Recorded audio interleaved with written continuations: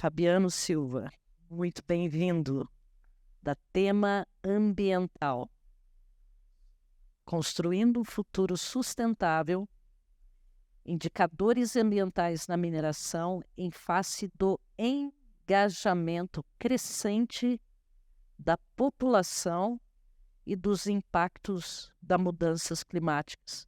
Tem um pouquinho de SG aqui, não tem? Fique à vontade, Fabiano, bem-vindo. Pelo evento, e vou tentar acelerar minha fala para a gente ter um minutinho aqui de ideia ainda.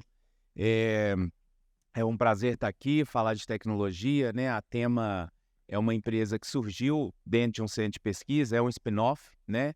E a gente lida muito com os problemas que vão chegando, a gente tem essa ideia, até como professor também, que eu sou de lidar solução por problema, né? Essa ideia de educação também com um avanço tecnológico, que a gente vai enfrentando um problema e à medida que a gente vai errando, a gente vai subindo na espiral do conhecimento, né? Nós vamos melhorando o nosso conhecimento a partir do enfrentamento de alguns problemas, né? Então, falar aqui sobre mudanças climáticas, né? Trazer esse tema da mudança climática, eu pensei bastante. Bom, ia falhar comigo também, né? Não está passando. No meio? Ah, tá. Beleza. Bom, então, a ideia desse engajamento, né, é exatamente o que o Bini trouxe aqui anteriormente, falando desses eventos climáticos extremos, né? Então, existe muito debate se a gente, se os modelos do IPCC estão errados, né, ou estão superestimados, ou mesmo se a malha amostral utilizada é incorreta, ou se o parâmetro utilizado ali para gerar aqueles modelos tem algum viés, né? Isso faz parte essa discussão, mas ninguém discute que o clima está mudando, né? Então, isso é um fato, e mais do que um fato, a gente começa a ver isso agora chegar mais próximo, cada vez mais próximo da gente, né? Beleza, obrigado. Bom, então, chegar cada vez mais próximo das pessoas e especialmente de maneira democrática, né? Então, assim, talvez não tão democrático, mas agora chega para todo mundo mesmo, né? Mesmo alguns locais com maior infraestrutura, né? Pessoas com maior recurso também dando esses eventos climáticos extremos, seja pelo preço dos produtos, seja por alagamentos da sua planta industrial, né? Dentre vários fatores. Então, isso tem trazido mais a população a participar desse tema, assim também como o Renato abordou mais cedo, né, a importância do ESG, né, da discussão da questão ambiental, não só como regulamentação, mas também como participação da sociedade para aprovar ou não aquela atividade, etc. Então, aqui alguns dados, né, só em 2020 nós tivemos aí aproximadamente 270 manifestações voltadas para essa crise climática.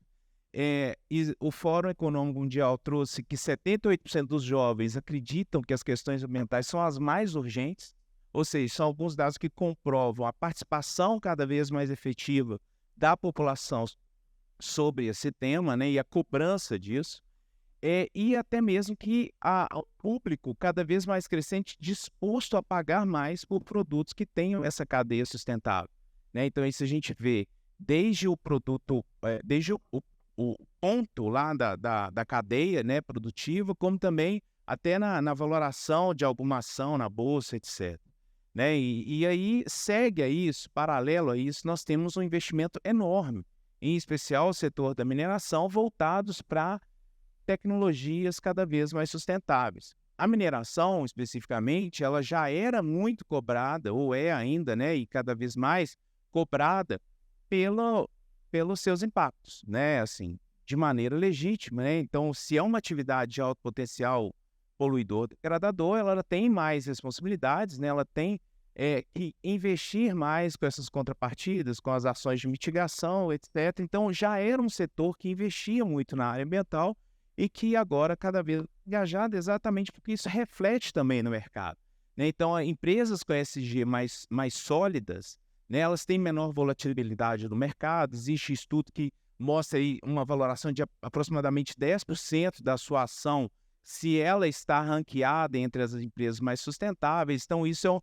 é um ciclo, né, de que demanda que essas empresas invistam e estejam cada vez mais engajadas com essas tecnologias.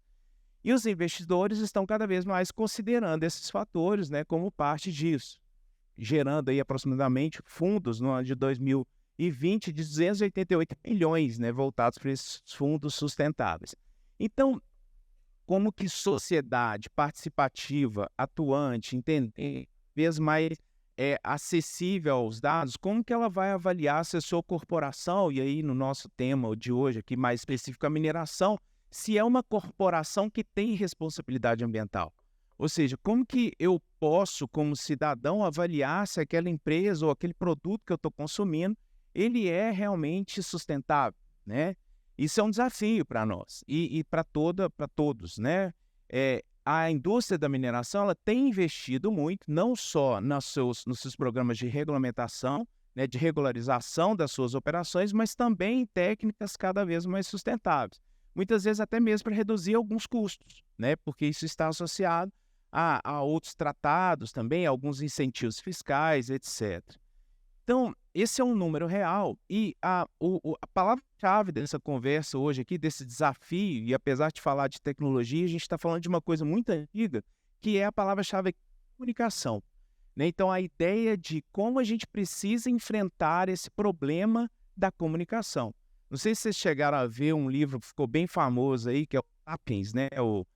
Uma breve história da humanidade, virou uma trilogia de um escritor israelense, um professor de história, que fala, né, ele começou a falar sobre a história da humanidade e a discussão central do primeiro livro da trilogia é como que o gênero Homo sapiens, né, ficou e os demais gêneros desapareceram, né, tendo gêneros outros neandertais, né, o erectus, outros gêneros, às vezes com a caixa encefálica maior, até mesmo com um corpo maior, mas o Homo sapiens ficou e os demais desapareceram. E ele traz algumas teorias evolutivas bem interessantes que falam exatamente que o diferencial foi a capacidade de comunicação, né? Então, o Homo sapiens é um dos únicos mamíferos capazes de juntar aí 50 indivíduos para lutar contra alguma causa, né? Hoje, muito mais do que 50.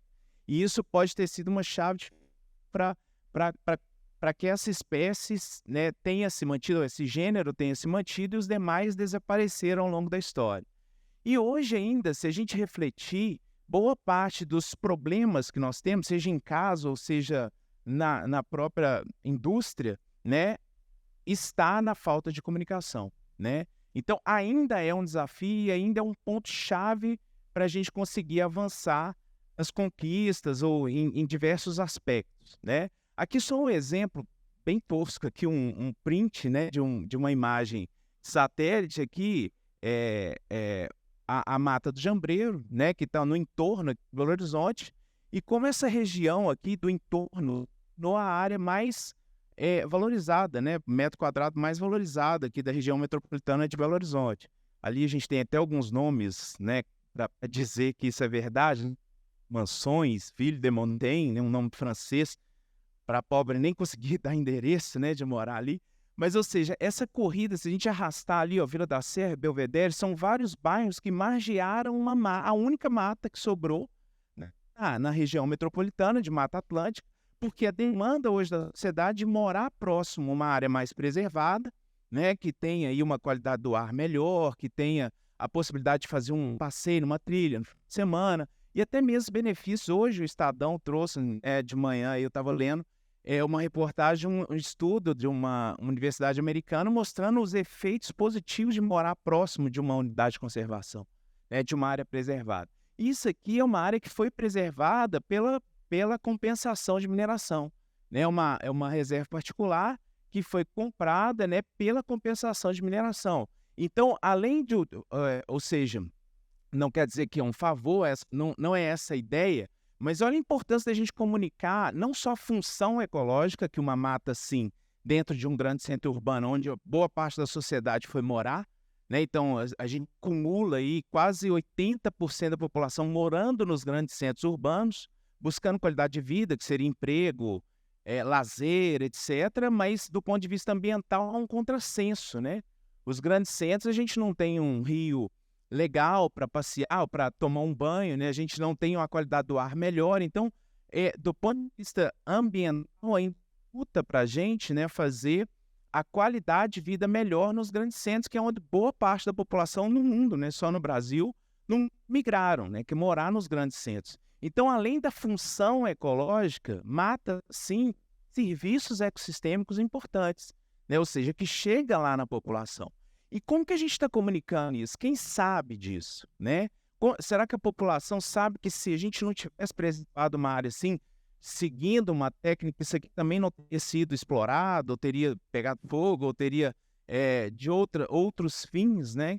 Então, é muito importante, mais uma vez, não é que é uma vantagem, né, que deve ser cobrada da sociedade, pelo contrário, a gente precisa comunicar essas coisas.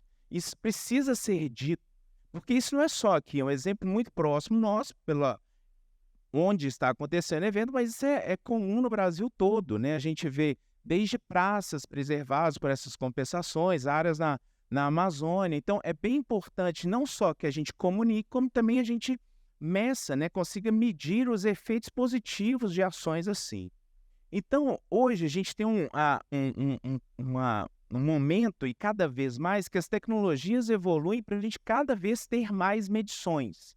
A gente cada vez faz aferições mais adequadas. Tivemos aqui as palestras mostrando a própria Tecterra, né, assim, exatamente trabalha com a captura de métricas ambientais e cada vez nos torna mais eficazes no monitoramento desses ambientes. Isso gerando uma quantidade cada vez maior de dados, seja por satélite, seja lá no campo, né, a gente coletando alguma coisa. Mas essa quantidade de dados, ela também traz um outro desafio, que é comunicar esses dados. Não só internamente, com os técnicos capazes de interpretar aquelas coisas, mas principalmente com a população. Como é que a gente coleta e informa das coisas? Se a gente pegar aqui os próprios rompimentos de barragem, nós temos aí basicamente os maiores bancos de dados do mundo, do ponto de vista ambiental, né? Nós monitoramos qualidade de água, por exemplo, a cada 15 minutos, né, em vários pontos. Acho que é melhor trocar, né? Sei se tá. Então, o desafio nós temos um Big Data, né? Que isso não abre nem no Excel uma quantidade de dados assim. Mas como que a gente vai informar a população se aquele ambiente está melhor ou não? Se eu pego a água agora, ela está fora da legislação, daqui 15 minutos ela está dentro e daqui 1 hora ela voltou a ficar fora. Como que a gente interpreta isso e como que a gente essencialmente comunica com a população? Porque se a gente não consegue comunicar tecnicamente, né, quanto mais a gente vai comunicar isso com uma população leiga. Então, a gestão dessas tomadas demandam bons indicadores. Isso é um problema gritante que vem da história do gênero homem e perpetua hoje cada vez mais à medida que a gente também evolui na capacidade de coletar dados, né? Então, a interpretação dessas coisas é um desafio. E para nós que trabalhamos com essa área, a gente classifica de indicadores ambientais, né? Então, esses indicadores, só alguns conceitos rápidos, né, são informações condensadas para a gente fazer uma tomada de decisão. Lembrando, com a população agora no pé. Que bom que está, né, porque a gente também vai cortando aquelas empresas que não, ou aqueles stakeholders que não levam isso a sério, né? Então, a gente precisa comunicar, mas a gente também precisa fazer uma tomada de decisão. Eu preciso saber se aquelas ações que eu fiz realmente são eficazes ou se eu preciso mudar a rota do que eu previa, né?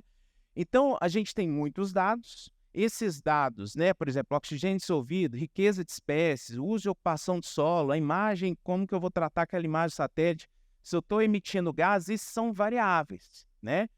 Quais variáveis eu vou utilizar depende do meu problema e da minha pergunta, né? Então, o parâmetro são vários, são essas grandezas que a gente mede e são diversas, né? O indicador pode ser um parâmetro ou pode ser vários parâmetros que a gente junta. É importante a gente entender quais vão ser aderidos, né, com aquela pergunta que você quer fazer. E a gente tem também os índices, que são agregações de indicadores, muito importantes para a gente trazer a sociedade para participar desse debate e, essencialmente, que elas acreditem que essas ações estão sendo eficazes. A gente chama, então, de indicador-chave daquele conjunto de indicadores que a gente trabalha, qual que é aquele que comunica melhor com a sociedade, né? Então, trazendo para a água, que é a minha especialidade, a gente tem muita já ciência, muitos trabalhos que mostram como que eu avalio o impacto, por exemplo, de lançamento de esgoto. Eu consigo interpretar basicamente pelos organismos que vivem ali, pela quantidade de oxigênio na água, pela, né, até mesmo a resiliência daquele sistema, o quanto que aquele distúrbio vai ser depurado ou não. Mas se a gente trabalhar mal esses parâmetros, a gente pode pegar um ambiente mais prístino assim, né, e interpretar aqui com um ambiente completamente modificado, impactado, como adequado, né? Simplesmente porque eu coletei as informações erradas, né, e eu posso até enviesar a comunicação que eu quero ter. Portanto, trabalhar bem esses indicadores é um desafio nosso, né, seja na mineração, seja em qualquer um deles, e não é enfrentado só pela gente, né? O IQA, o Índice de Qualidade de Água, é um bom exemplo, já enfrentado, utilizaram a técnica de Delphi. Eles convidaram os principais especialistas da área para elencar qual parâmetro que você entende que é o melhor indicador da qualidade da água. Em função da pesquisa, eles ranquearam, deram valor a esses parâmetros e criaram um índice de qualidade de água que qualifica a água entre muito ruim e excelente, ainda dá cor a isso. Então, isso permite conversar com a imprensa, conversar com a população que mora lá na beira daquele rio, por exemplo, o reservatório, e, ao mesmo tempo, tem a robustez técnica necessária. Agora, cuidado, isso aqui foi criado para refletir o impacto de esgoto doméstico. Ele não pensou no esgoto, por exemplo, ou na efluente, por exemplo, de uma mineração, ou mesmo de um rompimento de uma barragem, né? Então, a gente tem que ter muito cuidado para pensar qual indicador, quais parâmetros em função da minha realidade, ou seja, qual é a bacia que eu estou, né? Isso aqui não foi feito no Brasil, e também qual é o impacto ou distúrbio que nós estamos querendo acompanhar, tá certo? Então, isso é importante aqui só para mostrar. Então, quando a gente tem uma quantidade grande de dados, a gente comunica com um grupo específico. À medida que a gente vai subindo isso, a gente vai podendo comunicar com grupos maiores, né? Então, essa aqui, por exemplo, né? Então, a gente pode chegar até indicadores-chave, não excluindo os demais. A ideia não é a gente parar de coletar coisas, mas é muito importante a gente pensar nessa ponta para que as pessoas acreditem na gente, né? Acreditem na informação que a gente está trazendo. É o desafio de decodificar essa informação e conversar com as pessoas. Então, é essencial a gente saber quais perguntas a gente está fazendo, e aí elencar quais indicadores, né? E perguntar a si mesmo se aquela resposta ali me ajuda a tomar uma decisão. Então, se a água agora está ruim assim, o que eu posso fazer? Isso permite que eu faça a minha ação de tomada de decisão para a adequação dessas coisas. Então, aqui eu vou acelerar, o meu tempo também já está dando, mas basicamente como que é o processo de desenvolvimento de indicadores. A ideia não é reinventar a roda, existem bons indicadores para vários deles, né? IET, aqui indicadores de avaliação de hábitat, aqui só trazendo para a água, tá, gente, como exemplo, mas aqui protocolos de avaliação rápida, que a gente também classifica de ruim e excelente, né? O CETESB tem uma apostila de diversos indicadores que podem ser utilizados, mas também a gente pode construir indicadores, né? Isso é um trabalho que a Tema tem feito, inclusive aqui com um desafio grande em Minas Gerais, que é estabelecer um indicador específico para um distúrbio muito específico que aconteceu em Minas Gerais, né? Então, a gente consegue construir isso de maneira que a gente agregue todas as informações dos stakeholders, né? Seja auditoria, seja o órgão ambiental, seja a própria população participando, que a gente vai chegar no indicador mais específico para a realidade daquela bacia e para aquele impacto específico. Então, mais uma vez, a gente tem muitas métricas, né? No caso dos biólogos aí, riqueza de espécie, índice de Shannon, são muitos indicadores que já existem, mas isso responde a sua pergunta? Ele é o mais adequado para o seu problema? Porque o que a gente vê, em geral, é uma rotina, quase que um protocolo de aplicar esse indicador, o IQA, o índice de Shannon, sem olhar para a sua pergunta. É isso que eu estou querendo responder. Isso vai comunicar bem com o público que eu quero dizer, né? Então, essa reflexão é bastante importante. Era a ideia de trazer aqui esse problema, né? Essa ideia da gente trabalhar os indicadores. Então, olhe muito para a sua pergunta, olhe para o seu problema, né? Então, nós estamos falando de um rompimento de barragem, nós estamos falando de um desmatamento, nós estamos falando de um programa de educação ambiental que eu executei. Como é que eu vou medir se aquilo foi eficiente ou não? As pessoas captaram a minha mensagem, elas mudaram a atividade dela depois dela ou foi só protocolar, né? Foi só um evento que eu fiz porque estava no meu processo de licenciamento. Então é muito importante a gente medir, inclusive para mostrar o sucesso, né? Não só para a gente adequar as ações, mas também mostrar o sucesso. Olha como mudou. Como que eu vou mostrar se mudou para melhor a ação das pessoas se eu não medir e se eu não tiver o bom parâmetro para comunicar? Então, é chave, e aí já fechando, né, o monitoramento participativo. As pessoas precisam participar disso. Não abandone os dados de base, eles são essenciais para a discussão, construção técnica, mas é essencial a gente chegar lá na ponta e comunicar com as pessoas. Começando por quem? Pelos colaboradores, né? Eu trabalhei ao longo da minha vida, e eu trabalhei um tempo com o programa Águas de Minas, do estado de Minas, que era bem interessante, que durante 3 anos eu viajei muitos rios de Minas e aí ia na casa das pessoas. E elas recebiam muito bem a gente para abrir a porteira para a gente coletar a água lá, né? E era muito importante eu saber dizer como estava aquela água, porque a gente vai perdendo credibilidade. 3 em 3 meses eu estou ali, eu não sei falar o que eu estou fazendo ou qual que é o resultado daquilo, né? Então, o colaborador ele precisa entender pelo menos o indicador-chave, para ele comunicar lá na ponta com as pessoas que ele encontra, né, que ele tá lidando. Isso vai ampliando a escala para as pessoas que moram ali, para o usuário daquele local, para a comunidade em geral, chegando a todas as pessoas, sejam os acadêmicos, seja a sociedade civil organizada, seja a imprensa, para que um determinado dado não seja passado de maneira que vai deixar as pessoas aterrorizadas, com medo de utilizar aquele solo ou comer a coisa ali, porque ele pode achar que está contaminado, né? Então, é muito importante que todas as pessoas tenham a segurança de que aquele indicador que você está usando, né, ele tem a robustez técnica necessária, mas que ao mesmo tempo comunique, né, que tem uma cor, que eu consiga ver, né? Existem, gente, várias técnicas para isso, algumas em que as pessoas, inclusive, sugerem algum indicador, né? Tem uma construção de indicador que as pessoas ribeirinhas falaram, para você, qual que é a água? Quando você acha que essa água vai estar boa? É quando eu vier aqui, colocar meu pé aqui e conseguir enxergar de novo meu pé lá no fundo, né? Quando a água, ou seja, ele está querendo dizer que a água não vai estar mais turva, né? Então, trazer desde indicadores populares, como também com essa robustez técnica, mas que permitam legitimidade junto à sociedade como um todo. Essa é a ideia. Então, comunique. Obrigado.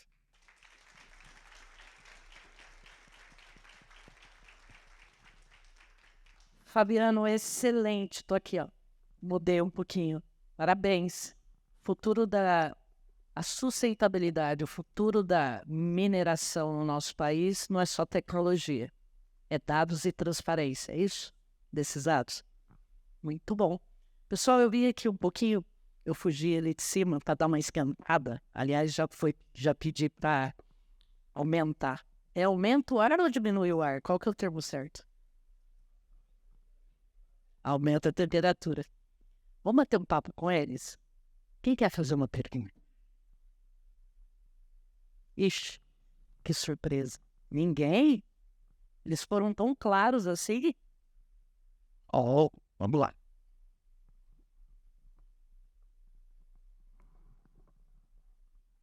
Boa tarde, meu nome é Luiz.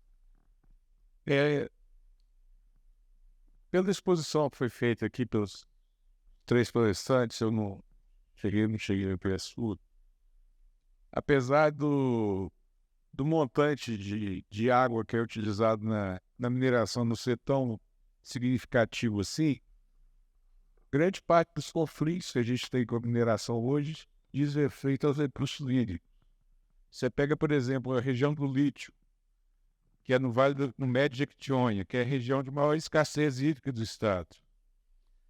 Nós temos conflito também com a questão da água na região de Grão-Mogol ali, na tentativa de fazer um mineroduto que ligaria para retirar do minério de Minas para a Bahia. Temos conflito na região metropolitana aqui, onde a exploração do minério, de diversos tipos de minério da região metropolitana, se dão basicamente em regiões de perto dos afluentes que abastecem os reservatórios de água que fornecem para a região metropolitana. Eu acho que o grande desafio hoje da mineração é a inovação tecnológica no sentido de ser menos dependente da água para a sua retirada. Eu queria que fizessem algum comentário a respeito disso. Sim. Posso? Deve. O senhor é o Luiz. presidente. Luiz, eu não sei se o seu comentário está com base em uma análise do fato, do que acontece realmente, ou se é, com todo respeito à mídia, né? Inclusive eu gosto muito, dependo e elogio e aprecio um lado do que é dito. Uma primeira realidade é que, bem, com respeito ao consumo de água na mineração do Brasil, um dos últimos relatórios da ANA, que é quem manda na água do Brasil e tem os números, diz que o consumo é da ordem de 1.100.000 metros cúbicos por segundo. Desse 1.100, a mineração consome menos de 12 metros cúbicos por segundo. Ou seja, o consumo de água da mineração, de acordo com a ANA, é menos de 1% de toda a água consumida no Brasil. Isso está na ANA lá. Eu peço que você dê uma olhada lá. Uma segunda questão é que a mineração ela já tem, inclusive, trabalhado muito com isso. Praticamente toda a água utilizada desses 10 a 11 metros cúbicos por segundo utilizados dos 1.000 e tantos consumidos no Brasil, ela recircula. As recirculações nas plantas de tratamento das minerações é da ordem de 90% a 95% recirculada. Ou seja, a perda praticamente é por evaporação ou por alguma tubulação com vazamento, que é menos de 5%, que no consumo da população, a perda de água tratada chega a 30%, em alguns lugares a 40%. Ou seja, uma fraçãozinha da água perdida no consumo urbano já é suficiente para abastecer a mineração. Outras indústrias usam até 500, 600 metros por segundo, enquanto a mineração está usando 10. Por favor, consulte a ANA. Então é irrelevante. Então tem muito nisso aí uma notícia alarmista, uma análise alarmista de uma questão. Isso é a primeira, isso é a realidade, o fato. Outro ponto é que não há, por enquanto, Luiz, se você for lá, eu sou da região, cheguei de Araçuaí semana passada, tá? Conheço a região de Salinas, é que eu recomendo que você vá lá olhar o que está acontecendo. O lítio, por enquanto, o consumo de água do lítio é mínimo. Não chega nem... Não tenho o número aqui, mas é mínimo porque, como vocês estão vendo, está sendo divulgado, é um processo que depende praticamente muito pouco de captação de água. Isso especificamente do lítio. Com filtragem e recuperação dessa água para as plantas. Ou seja, litros por segundo o consumo.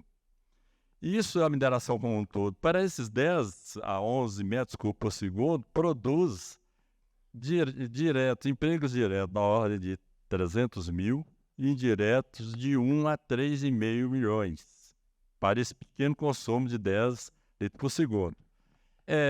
Nisso aí, se a mineração parar, nós não temos dinheiro para importar matérias-primas. Então, precisamos, sim, de que ela continue operando, por todas as razões expostas, e, claro, concordo com você plenamente que tem de reduzir o consumo. No caso de Salinas, que não tem conflito por enquanto, porque o projeto não foi implantado, o projeto, quando implantado, ele está fazendo um trabalho do balanço hídrico da região, está divulgado, pode ser auditado, eu recomendo até que você procure a SAM e veja o projeto, em que vai aumentar a disponibilidade hídrica na região, o projeto Minério de Ferro, lá, de 600 a 1 milhão de habitantes a mais, em função dos trabalhos que serão feitos. Inclusive, já concluindo, tá, eu sei que a construção da barragem de Vacarias, no rio Vacaria, que é um projeto de 70 anos lá parado, com essa finalidade de segurar essa água para redistribuir e que a empresa vai construir agora na implantação do projeto. Excelente. Obrigada, presidente. Pode, Fabiano. Comentários também em relação a isso. Eu acho importante não só a gente olhar diretamente para o processo, mas a gente olhar também de maneira mais abrangente, né? Vamos pensar o caso de Minas Gerais, né? No caso dos rompimentos das barragens. Atualmente, o Rio Paraopeba você não pode utilizar aquela água para abastecimento, né? Em função do... Ainda a gente não sabe dizer, né? Eu acho que ainda continua assim, né? Vamos pensar estrategicamente, né? A água nós estamos dentro de um público técnico, a água do planeta é a mesma, a água não está acabando, né? O tanto de água que tem no planeta tem desde quando ele surgiu. A questão da água é a disponibilidade, onde ela vai estar, e a qualidade daquela água. Então, por exemplo, a Lagoa da Pampulha, ela está cheia de água. Ela foi construída para o fim de abastecimento, mas ela não tem o mínimo de qualidade necessária, nem passando por um tratamento para ela servir de abastecimento, né? Então, quem garante que e aí nós temos barragens em várias partes do estado. A segurança dessa atividade é muito importante para que a gente não comprometa as demais fontes de abastecimento.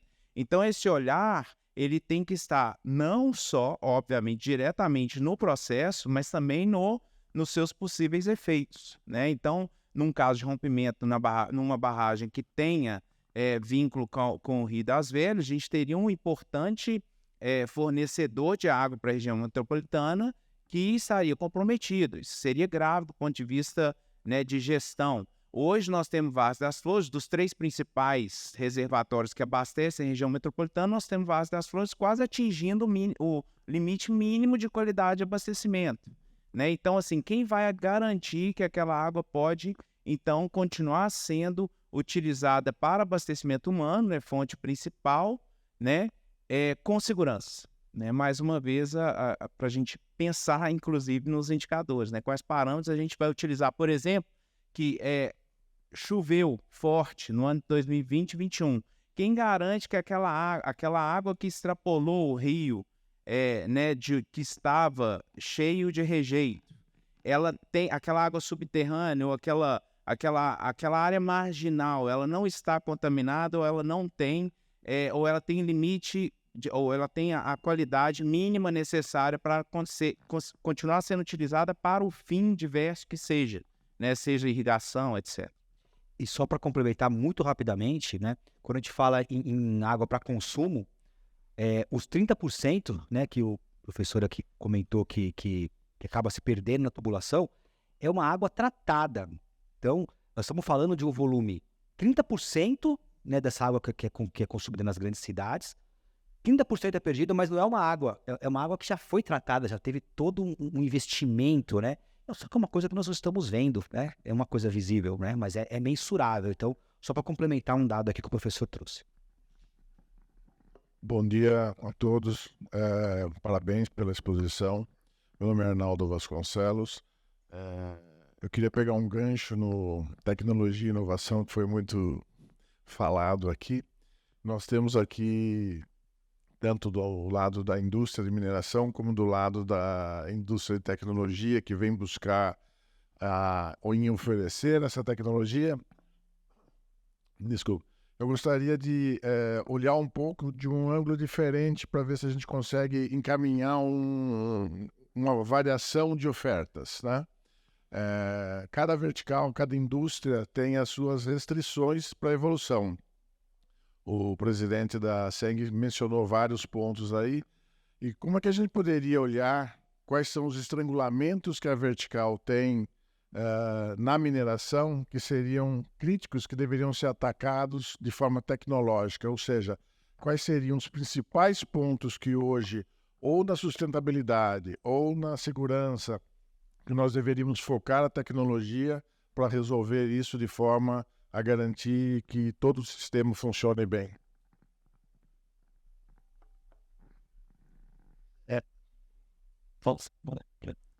Sim, esse é muito bem colocado aí a sua preocupação. Isso vem sendo tratado de uma forma bem abrangente pelos vários órgãos que podem interferir nisso.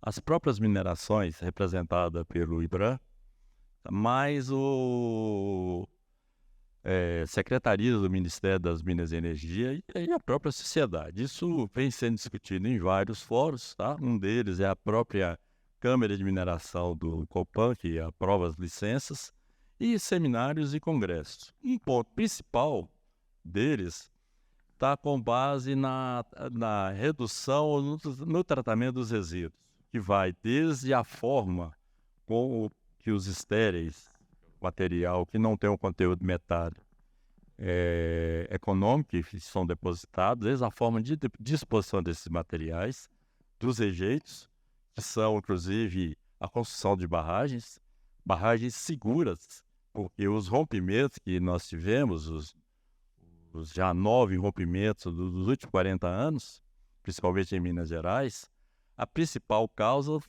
foi a aplicação de técnicas inadequadas de engenharia. Não foi aplicada da forma conveniente. Eu não vou entrar muito nisso, porque eu acho que tem uma parte sobre isso, a Tati, a gente pode voltar. Tá?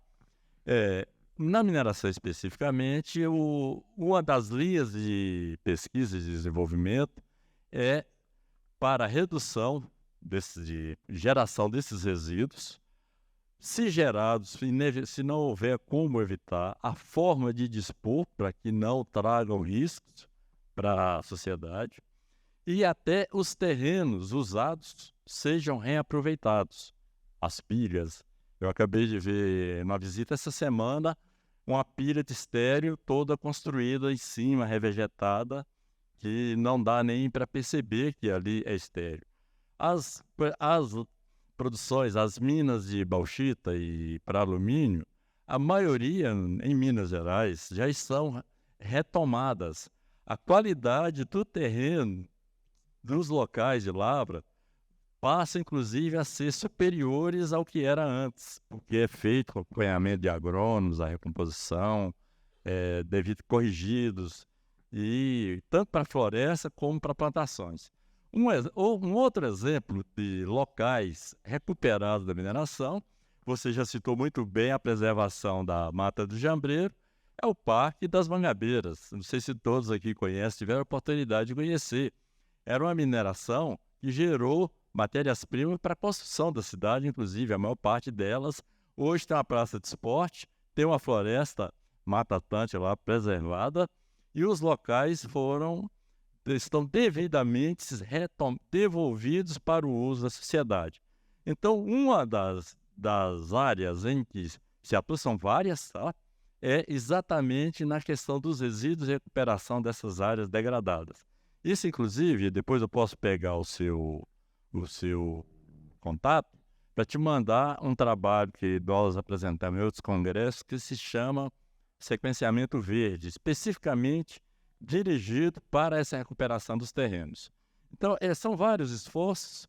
A própria recirculação da água, em que se retoma como água nova, capta das bacias apenas 5% na maioria das minerações, e uma série de outros esforços dirigidos nesse sentido. Tá? Não vou alongar e aprofundar, porque os meus colegas aqui querem falar também, ou outros querem perguntar sobre outro assunto.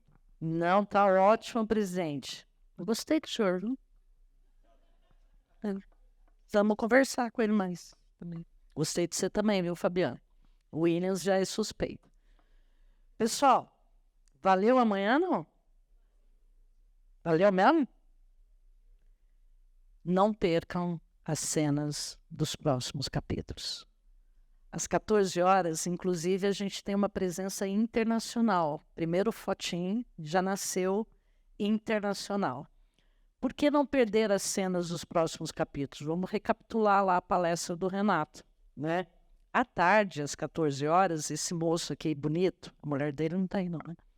Esse moço bonito aqui, o Christian Vitorino, ele vai trazer para nós o tema Soluções de Monitoramento Inteligente para Atividades de Mineração, né? Que inclusive você trouxe até alguns dados sobre isso. O Juliano Lázaro, cadê o Juliano? Bonito também. Juliano, monitoramento tático para o uso operacional com o uso de radar, SAR. Não é SAR de cozinha. SAR. É isso, né? O que é SAR? Radar de abertura sintética, não é isso? Perfeito. E a Andrea, a nossa convidada internacional da Espanha, André, Chile, né? Ela vai trazer para nós o tema Soluções Geoespaciais para o Setor de Mineração. Muito bem-vinda. Veio exclusivo para espanhol? Solamente sim. Uma honra recebê-la, viu? E também, na sequência desses 3 temas, nós temos o tema Sistemas de Instrumentação e Vídeo Monitoramento, que o Rony lá, oi Rony, da Otávio, vai estar junto com a gente. O Ricardo Serrato, cadê o Ricardo? Está ali o Ricardo da Hexagon, né? Junto com a gente no monitoramento total e uso de soluções combinadas. E, encerrando o dia, a gente vai falar de um tema que o que o Renato, ele falou que não era professor, que o Renato trouxe, que o Fabiano deu várias deixas para nós, nos instruiu muito, a questão do ESG. Viram que a gente não pode perder a cena dos próximos capítulos?